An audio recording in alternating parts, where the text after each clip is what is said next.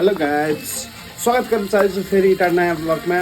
र एउटा ब्लग कि एकदम स्पेसल छ आइकन हमें मासु पकाइरहलो छ अपना से देखिसकै छ। कभी से नवरात्रि रहो ये बीच में, नवरात्रि रहो तकर बाद कभी से बीच में तो खेल्नै पर्यो घर में। अब सब जन तो मतलब नहीं खेल्छलो नि त, मम्मी कल के नहीं खेल्छौ मतलब। अनि 9 दिन 9-10 दिन जति अनि खाएन। अनि आज चाहिँ खाने दिन, धेरै दिन पछि यहाँ हाल्न सक्नुहुन्छ बुङ्गुरको मासु। पुरै पकाइरहेछु आफ्नो हातले, मजाले फ्राई गर्नुपर्छ पहिला। अहिले केही हालेको छैन, नुन यही छ, हल्दी यही छ, सामानहरू त्यहाँ छ, हेर्न सक्नुहुन्छ। म यहाँ छु, पकाउँछु मस्तले, तपाईँहरूलाई हेराउनेछु कसरी पकाउँदैछु भनेर। अब यसमा थोरै बेसार हालिदिउँ किनकि इसको कलर आउँछ हैन।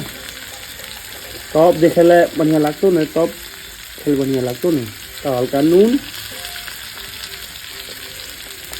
जुन कि एक टेस्ट अनुसार से तब मजा से भेटो।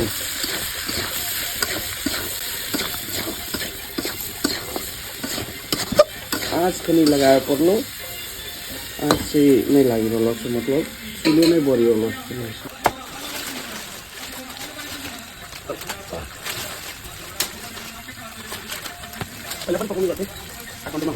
देखिसकै छ मासु पकाएलै चाहिँ मतलब तरकारी, मतलब अपन खाइलाई के सब चीज़ पकाएलै छै। वैसे भी आबै छै सब चीज़ पकावेला, भात दाल तरकारी मासु तपाईँ त पकौड़ा और इन्ना उन्ना खाएला सब सबै मतलब ऐसे नहीं। एक आप कहीं जाकर फ्यूचर में जाकर ये सब चीज़ नहीं सीख रहा, कहीं मोगी सिंह झगड़ा लोग तब मैं पकाया तो तब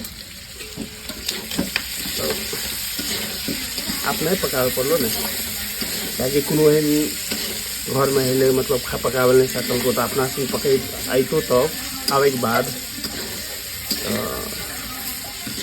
झन अच्छा लगा ऑप्शन तो हेल्प हो है, सहयोग हो है। कहीं काल टेस्टो डिफ्रेंट अपना हाथ से ऐसे ना, सब दिन मम्मी के हाथ से करते, कहीं काल अपना हाथ से पकाए खाना चाहिए, टेस्ट कराना चाहिए।